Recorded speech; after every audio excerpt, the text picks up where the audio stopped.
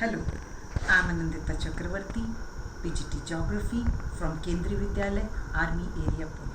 A very good morning to all of you. Children, today we are going to study Book 1.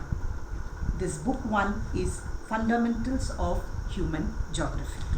In this book, we will study the first chapter, which is very important, known as Human Geography, Nature and Scope. So we will study through a PowerPoint presentation and case studies and other activities. We will study this chapter in this way. Children, when you see human geography, nature and scope, we know that human geography, before exploring human geography, we see that we studied in 11th standard about physical geography, forests, landform, soil, etc. But what is human geography? Various geographers, geologists have defined human geography in their own way.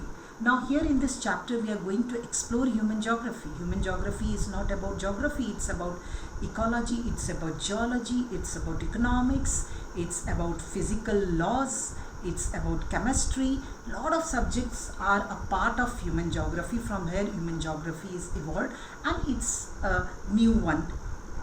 Now coming to human geography studies, what does human geography studies? We already study physical geography. So human geography studies the relationship between physical and natural human world. It studies both the physical aspect as well as its relation and interrelationship between man and environment, environment and man, and so many other things. It studies the space. What is geography different from other sciences? Because geography studies over the space. What is happening over the space and time? The spatial and temporal aspect of geography is very important, which is also found in human geography. So various geographers like Redzel, E.C. Sample, Weidel, Dila, Blachy has defined human geography, which you will very well get in your chapter in that book. Now, how Redzel has defined human geography? Human geography is the systematic study of relationship between human society and Earth's surface. Okay.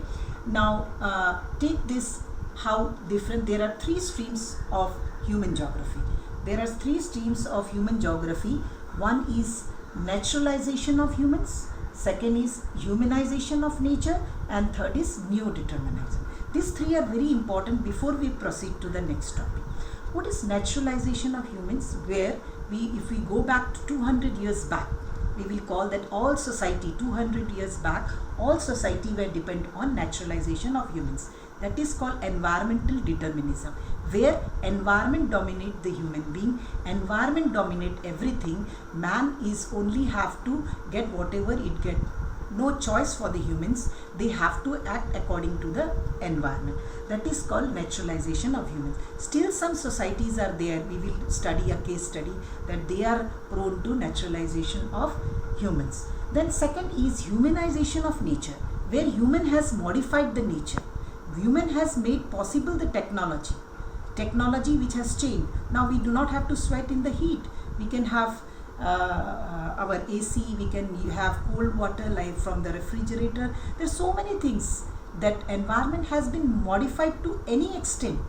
So these are two aspects. First is naturalization of humans, where man is entirely dependent on environment, and second is humanization of nature, where man has made possible certain things over the environment. It has able to control many diseases. It has been able to control the extremities of the environment. You see the case of Canada. 200 years back it was very difficult to live in Canada. Now there are AC cars, AC your offices, AC houses. The environmental condition of Canada has also been changed. But in between these two, we have to remember that while we were in a possible mode, that making everything possible, we have devastated the environment to a certain extent.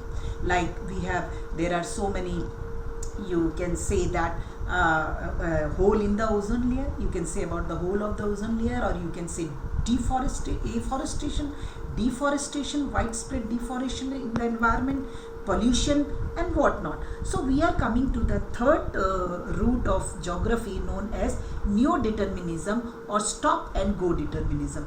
This concept was introduced by Griffith Taylor. He said that no need to be totally dependent on environment. No need to maximize possibilism. We have to use a middle path known as your neo-determinism. Now let's see children, what is neo-determinism? So in the first environmental determinism, man interact with the nature with the help of technology. It is not important that what he create, but with what tools he used to create. Now second, when we see that what is possibilism, with the development of technology, people understood the nature well. They moved from state of necessity to the state of possibilism. Now take this, the example of a traffic light, which Griffith Taylor has said. He said that when there is a green light, means the environment is allowing us to go. When there is a yellow light, means think whether you will go or not. When there is a red light, it's totally to stop development. That means we cannot develop environment, or we cannot develop our growth or development at the cost of environment. So what does Griffith Taylor has said? He said that it's a middle path, madhya marg, Hindi में हम इसको बोलते हैं मध्य मार्ग, between environmental determinism and possibilism. The concept shows that neither there is a situation of absolute necessity nor there is a condition of absolute freedom. Sustainable development is the way through which we can go in a very systematic way. Sustainable development is the main aim. The neo-determinism maintains balance between development and nature. So balance is essential, children, between nature and human being. Now children, we see a case study. Here we are taking a case study about Madhya Pradesh, which we will take as an environmental determinism, and Norway, which we will take as a possibilism or environmental possibilism, we can say. Madhya Pradesh, we are taking a tribe, Baiga tribe of Madhya Pradesh, and we will teach you what is environmental determinism, how this tribe is still depend on this environment. And we will take the case of Norway, which is one of the most developed country in the world, and how they have made possible their environment. Now if you see children, we take this as an example. We take this an example of this. Okay, so take naturalization of humans. We have taken a case study of Bega tribe of Central India. So a Bega tribe of Central India. So this is Central India we are showing here, and this is a Bega tribe. The Bega are the ethnic group found in Central India, primarily in the state of Madhya Pradesh, as I have shown you in the world map. The largest number of Bega is found in Bangchang in Madhya Pradesh district and Balaghat district. The Bega do not plow land. The Baiga people do not plow land. Why they do not plow land? Because they think that plowing land is hurting the nature. They respect the nature, they love the nature, so they do not want to plow. So the Baiga do not plow the land because they say it would be a sin to scratch the breast of their mother, and they could never ask their mother to produce food for the same patch of earth time and time again. She would have become weakened. They have that concept. Now then how do they survive? How do the Bega people they survive? What they do, some of the Bega tribe, they practice shifting cultivation and collection of fuels, collection of fruits, collection of other things which they get from the forest. You can see the picture. This is the picture of Bega women, how they are traditionally dressed up. This is the landscape of Bega people. This is the bullock, the Indian bullock cart which carry. So the Bega tribe practice shifting cultivation called Bewar or Dhaiya. A distinguished feature of Bega tribe is that their women are famous for sporting tattoos of various kind almost in their parts. You can see this woman. She has put tattoo in her whole body, legs and hands and face, everywhere. So this is the cultural aspect of Bega women. The Bega tribe collect roots. So how do they survive? We asked that they are not plowing the land, then how they are surviving? The Bega tribe collect roots, leaves, fruits, herbs and other wild plants for the day-to-day use. Okay. So this is one example. Then we can take the next case study. Next case study is the town of Trondheim in Norway. We take the town of Trondheim in Norway. This is the town here. This is the town in Norway. This is the map of Norway. So it's a city with a population of around 1.9 lakh, and it's the third most populous municipality in Norway. The Trondheim city has an oceanic climate of humid continental climate. The city is dominated by, so this is an example of possibilism, that how they had from this extreme environment, you can say the environment 0 degree, they go down to 0 degree and -3 degree temperature also, but they have made environment possible. The city is dominated by Norwegian University, then there are scientific and industrial research centers, then technologically it's a very top level institutions are there, which then at the summer solstice the sun rises at 3 and sets at 2. So in spite of many hardships in Norway, they have made it very possible, and they have become one of the developed countries in the world.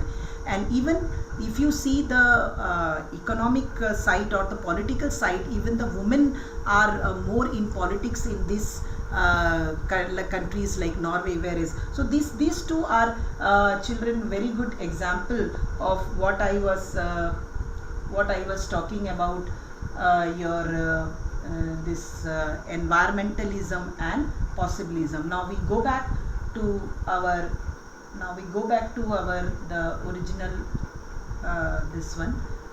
Now yes, we go back to this one.